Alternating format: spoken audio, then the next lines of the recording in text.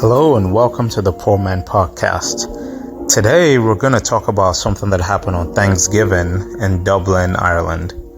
If you've been paying attention to the news, then you'll know that on November 23rd, at approximately 1:40 British Standard Time, a 5-year-old girl and a woman in her 30s were seriously injured after being stabbed outside the Colasmere School in Parnell Square east of Dublin.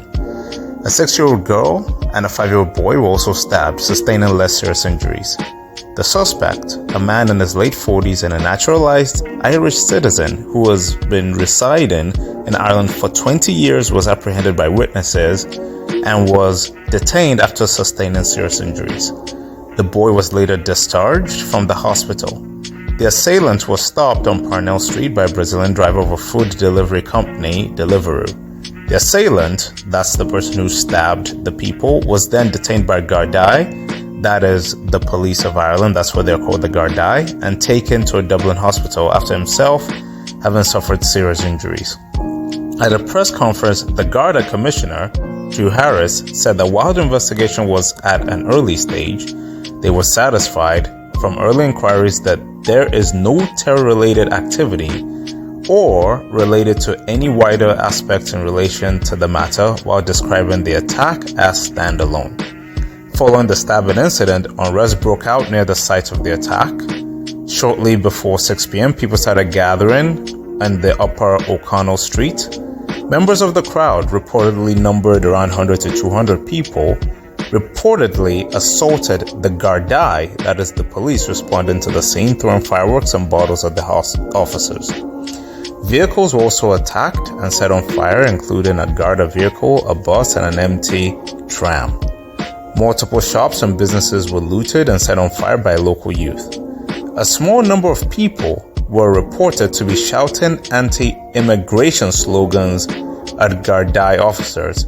Some people were holding Irish flags and signs reading Irish Lives Matters, whereas some of them as well were talking about the immigrants and shouting out words like "get them out."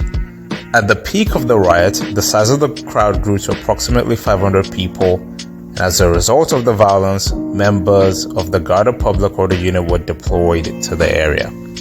So this is what we're going to talk about today. Now, as we know, in any single area, any single country, there are people that can be mentally disturbed, people who act alone, and people who intend on committing murder or injuring people. Based on the information that we have from the Garda in Dublin, this is exactly what happened here. Obviously, if you have a guy that goes and looks to stab 2 adults and then 3 children, all 6 and under, you understand that there's probably some mental issues here. But here's the thing that happens as well when you have situations like this, which obviously stoke emotions. You have members of the community that start to use it as a way to perpetuate their message. This is what happened in this case. You have members of the far right come to where things had happened, and instead of supporting the community and having dialogue about how to make sure that things like this don't happen, they conveniently forget that the man, the assailant here, who was responsible for the stabbing, had been naturalized in Ireland for over 20 years. Maybe because they thought he didn't look like them or was from somewhere else originally, they used it as a platform, as a way to get out their message, talking about anti-immigration and talking about get them out. Now, let us think about this for a little bit. Let us understand a few things, right? Let's talk about this immigration issue that a lot of people bring up and a lot of people have brought up in the United States and talk about in different areas as well. Is immigration good or is immigration bad? Well, in reality, it depends on the continuum and the time that you're looking at. In fact, if you take a look at the United States, right? The United States was a nation that was built on immigration. You had immigrants coming from Europe that came to the United States and started to build something that was a little bit better. And as you know, for example, the United States opened its door to immigrants so that you could sort of build that community. Not only Europeans, but people came from elsewhere. As a result of immigration, a number of things happened with the US. The US was able to invite the best and the brightest minds, e.g., you have people such as Mark Zuckerberg and Elon Musk who are immigrants and their parents were immigrants, came to this country and they were able to do great things. They were able to get a different identity and they were able to make things greater. Now, that is earlier on, all right? And now what about today? In the United States and elsewhere, for example, immigrants come in and they're the ones taking the menial jobs that other people are not willing to take. What that means is that the cost of goods that people buy in the United States is a lot lower because of immigration. But a lot of people don't see it that way. They just take a look at immigration and they think that the immigrants are the ones using up all the social services that should belong to the people and they're just leeching off the state. Now, the people who make this argument are the same people that say that the state should not exist in the first place and then the state should be much smaller. Well, if you don't believe the state shouldn't exist, then why are you concerned about people leeching off the state? Right? You choose one or you choose the other. Now, the reality is we know that a state will always exist. There's always going to be a government.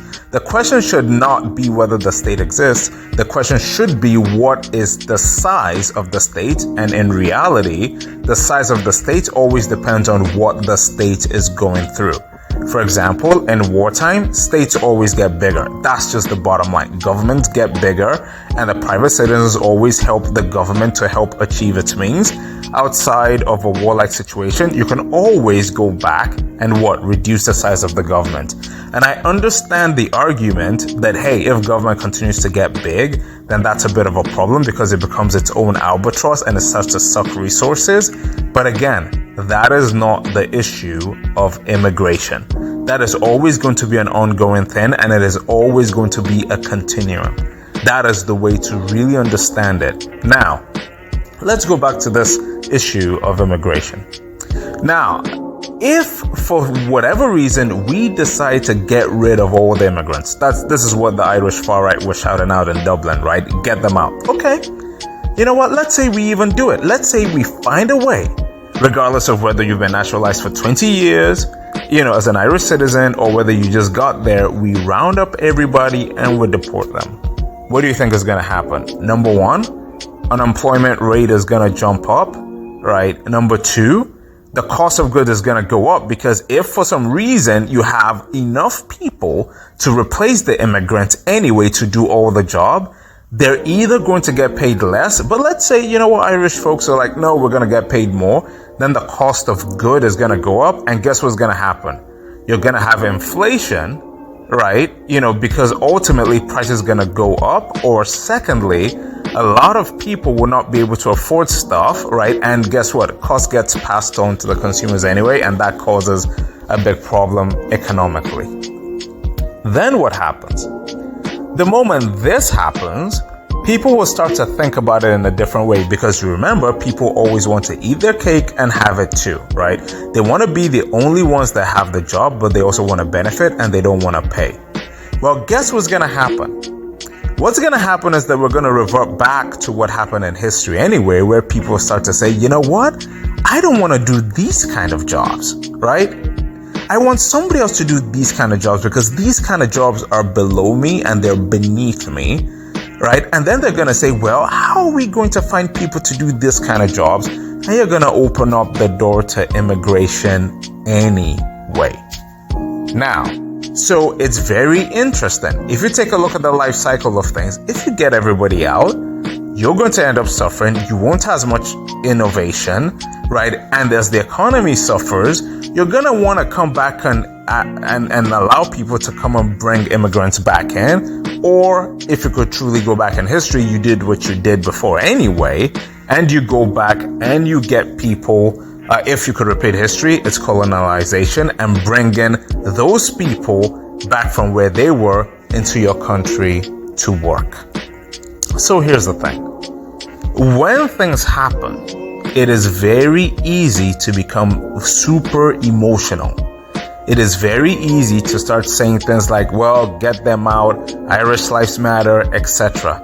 Really, the problem people are trying to express is this. We're hungry, we're working hard, but for whatever reason, we're not finding out that we're finding out that we're not able to compete. We're finding out that hard work actually doesn't really lead to, as upward mobility economically. Like, duh, right? It is, if that is nothing new, okay? That is nothing new. You want to find out the most hardworking people? Go to some countries in Africa, go to some places, or go to the sweatshops, go to those areas, see people working for 13, 14, 15 hours a day, 7 days a week, and they're not moving up the economic ladder at all. That is to say, it is not only that you're working hard, it is what type of job that you're doing. It is the question of is there a system in place that allows for upward mobility?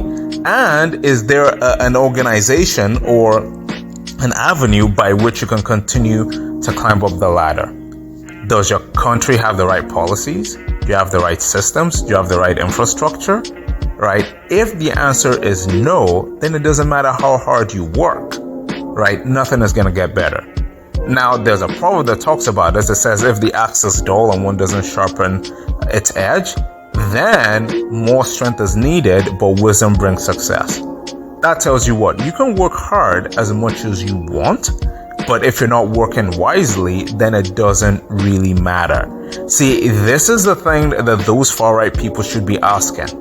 Right? They shouldn't be talking about, well, get all the immigrants out and every single thing else like that, which is a tired old argument.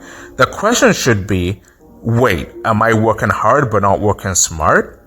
Right? Why is it that I'm working hard and I'm getting nothing? And am I working hard in the wrong areas? Right? What skill can I develop that is really in high demand right now that is commanding a premium in the marketplace? Right? You don't want to become a Luddite, right? Who doesn't want progress, right? If you get the people out and you're successful at getting the people out, you're only damaging yourself. That's all that is happening. Okay? So therefore, you must realize this, and these people have to realize this in order for there to be progress at all. Otherwise, it is a shame and is only a waste of time what has been spoken about. Now, here's the thing about being smart, okay? There's also another proverb that I want to talk about. It says that the labor of fools wearies them because they don't even know how to get to the city. By the way, the city is where you go and market your stuff, right? And you've been working hard. See, the people who are always shouting, are always looking to blame others, they have an external loci of focus. They're always looking externally and looking to blame somebody else or something else. Now, the reality is, if you look around you, you can be depressed, right? Because things are always, they're not always the way they should be. There's no real ideal. But here's the thing. Instead of just looking around and looking to blame somebody, ask yourself, how can I actually get an edge? Right? Because if you're able to get an edge, then things are very, very different. So what do I really think about what happened in Dublin? Terrible travesty. But what do I think about people rioting and looting and using this as a reason to try to get all the immigrants out and talking about Irish lives matter, which it does matter, obviously. Every single life matters in the world, right? But talking about get them out, you know what? It's a tired old line, right? Nobody is coming to steal all your resources, right? It is the country itself that invited immigrants. Now, obviously, there should be a mechanism to reduce the amount of immigrants if the benefits is being outweighed by what is not beneficial. But let us not just throw out slogans that mean absolutely nothing and will be damaging to the country itself. Listen, this is what I wanted to mention about what's going on in Ireland. Thank you so much again for listening. And guess what? Poor man out.